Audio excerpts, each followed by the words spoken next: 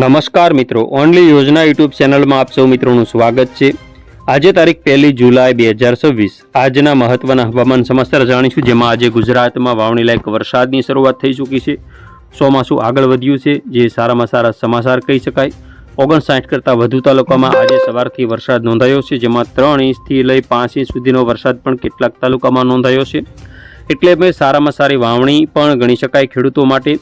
લાપસીના આંધણ મૂકે તેવી સ્થિતિ ખેડૂતોને અત્યારે ખુશીનો માહોલ જોવા મળી રહ્યો છે। ઘણા બધા વિસ્તારો છે હજુ જે વાવણી લાયક વરસાદથી વંચિત છે, જે આગામી 48 કલાકમાં સિસ્ટમ આવરી લેશે। તો જોઈએ ખાસ આજની મહત્વની। હવે આપણે જોઈએ સૌથી પહેલાં કે 10 વાગ્યાથી લઈ અને 12 વાગ્યા સુધીની અંદર ગુજરાતના કયા કયા વિસ્તારોમાં વરસાદ જોવા મળશે।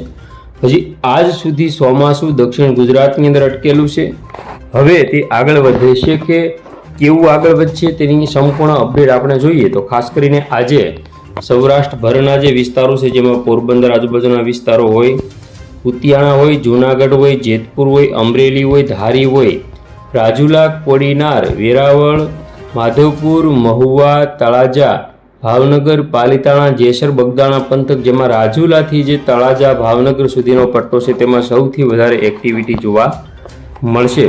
તો આ વરસાદી રાઉન્ડની અંદર અત્યારે હાલ કેટલાક ખેડૂતોને વાવણી લાયક વરસાદની રાહ જોઈને બેઠા છે, તેને ફાયદો થશે। વડોદરા હોય, છોટાઉદેપુર હોય, રાજપીપળા હોય, ભરૂચ હોય, દહેજ હોય, ડેડિયાપાડા, ઉંબરપાડા તેમજ સુરત સાઈડના જે વિસ્તારો છે તેમાં ખાસ કરીને આપણે દહેજ ભરૂચથી આગળ જતા સુરત, વલસાડ, નવસારી, તાપી, ડાંગ આ જે બધા વિસ્તારો છે જેમાં વરસાદની સંભાવના સૌથી વધારે વલસાડ, વાપી આજુબાજુના વિસ્તારોમાં આપણને જોવા મળે છે। તો આ રીતે મધ્ય પૂર્વ ગુજરાતના ભાગો હોય, દક્ષિણ ગુજરાતના જે આ વિસ્તારો છે જેમાં વરસાદની તીવ્રતામાં સૌથી વધારો થશે।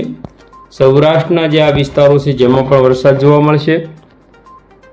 વાત કરીએ આજે 3 વાગ્યાના સમયગાળા દરમિયાન ખૂબ જ સારી એવી તીવ્રતા વધી શકે છે, જેમાં સૌરાષ્ટ્રના જે વિસ્તારો છે જેમાં યુરોપિયન મોડલ દર્શાવી રહ્યું છે કે વેરાવળ સાઈડના તમામ વિસ્તારો, જૂનાગઢ સાઈડના તમામ વિસ્તારો, ભાવનગર સાઈડના વિસ્તારો હોય, પાલીતાણા હોય, ધારી હોય, મહુવા હોય, રાજુલા હોય, બગદાણા પંથક હોય, તેમજ રાજકોટ, સુરેન્દ્રનગર અને બોટાદ જિલ્લાના મોટા ભાગના વિસ્તારો, ગોધરા હોય, દાહોદ હોય, વડોદરા હોય, અમદાવાદ સાઈડના જે વિસ્તારો છે, ખેડા, આણંદ આજુબાજુના વિસ્તારો છે, તેમજ છોટાઉદેપુર, રાજપીપળા, ભરૂચ, સુરત, તાપી, વલસાડ, નવસારી અને ડાંગ જિલ્લામાં પણ આજે વરસાદની ફૂલ જ શક્યતાઓ રહેલી છે। ખૂબ જ સારો વરસાદ પડી શકે છે।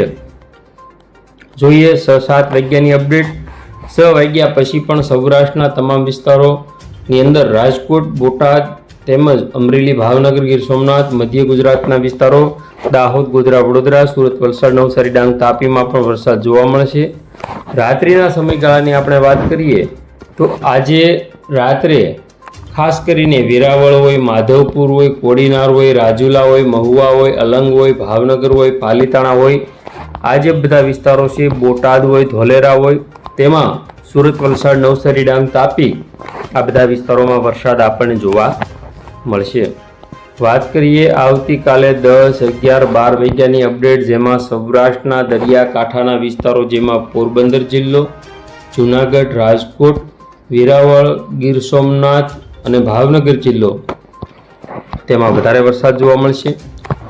હવે વાત કરીએ દક્ષિણ ગુજરાતમાં તો ભરૂચ, સુરત, તાપી, વલસાડ, નવસારી, ડાંગ તેમજ મહારાષ્ટ્રના તમામ વિસ્તારો કે જેમાં વરસાદ આપણને જોવા મળશે। કચ્છની અંદર હજુ રાહ જોવી પડશે। 2 તારીખે બપોર પછી પણ મધ્ય ગુજરાત, સૌરાષ્ટ્ર, દક્ષિણ ગુજરાતમાં વરસાદની તીવ્રતામાં સતત વધારો થશે। જામનગર હોય, દેવભૂમિ દ્વારકા, મોરબી, પોરબંદર સાઈડના વિસ્તારોમાં થોડી તીવ્રતા ઓછી રહેશે। 4 તારીખથી તીવ્રતા સમગ્ર ગુજરાતની અંદર વધી શકે છે। ઉત્તર ગુજરાતના જે વિસ્તારો છે જેમાં વાત કરીએ તો 4 તારીખે વરસાદ પડવાની પૂરેપૂરી શક્યતાઓ છે।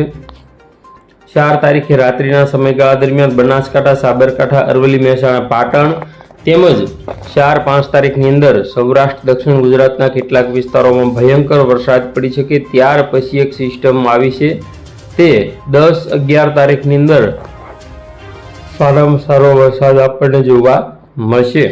તો આજે ગુજરાતમાં વરસાદની શક્યતાઓ છે. જોઈએ જીએફએસ અને આઇકોન મોડલની અપડેટ.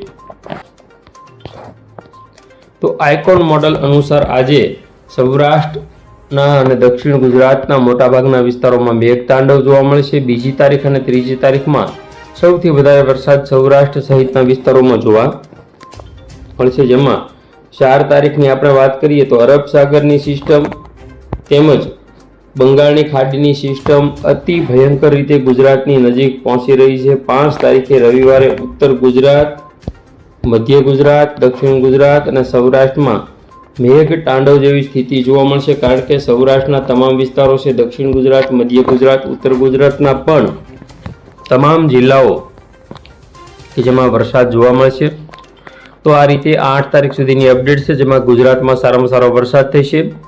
વાત કરીએ આજે પવનની ઝડપ બપોર પછીના સમયગાળામાં 33 થી 35 કિલોમીટર પ્રતિ કલાકની રહેશે. આવતીકાલે 2 તારીખની વાત કરીએ, જેમાં પવનની ઝડપ અલગ અલગ વિસ્તારોમાં વધી શકે છે. જેમાં સૌરાષ્ટ્રના વિસ્તારો છે, જેમાં કચ્છમાં 49, ભાવનગર, રાજકોટ આજુબાજુ પણ 40 જેવી પવનની ઝડપ છે. 3 અને 4 તારીખમાં પણ પવનની ઝડપમાં વધારો થશે. જેમાં 5 અને 6 તારીખની અંદર અતિ ભયંકર 50 થી 55ની ઝડપે છોટાના જે પવનો છે તે આપણને જોવા મળશે.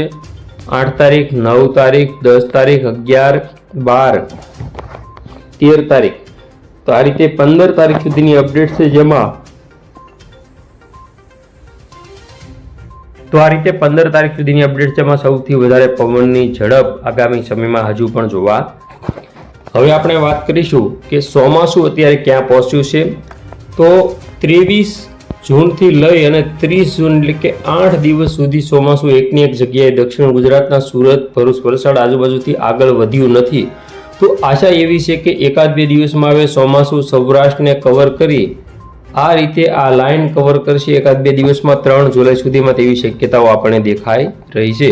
તો આ રીતે ગુજરાતના જે ખેડૂતો છે તે અત્યારે હાલ વાવણી લાયક વરસાદની રાહ જોઈને બેઠા છે. કારણ કે તેમણે કેટલાક ખેડૂતોએ ઓરવીને વાવેતર કરી દીધું છે, કેટલાક ખેડૂતોને પાણીની સગવડતા તે મુજબ વાવેતર કર્યું છે. તો અત્યારે ખેડૂતોને 1 મહિનો લેટ છે, છતાં પણ વરસાદની રાહ જોઈને બેઠા છે. હજુ ઘણા બધા ખેડૂતોને વાવેતર કરવાનું પણ બાકી છે. તો વાત કરીએ હવે કઈ રીતે આજે વરસાદ જોવા મળશે.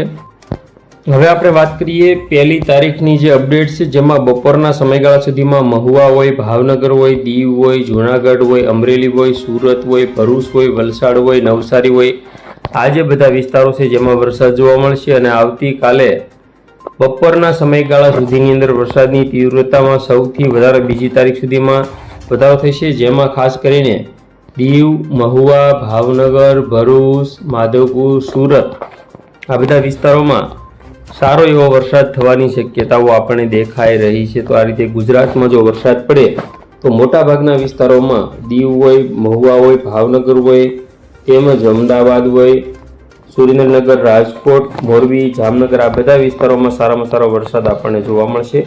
અમદાવાદ, ગાંધીનગર, ખેડા, આણંદ પટ્ટામાં પણ વરસાદ જોવા મળશે. તો આ રીતે ગુજરાતની અંદર સારામાં સારો વરસાદ થવાની શક્યતાઓ આપણને દેખાઈ રહી છે.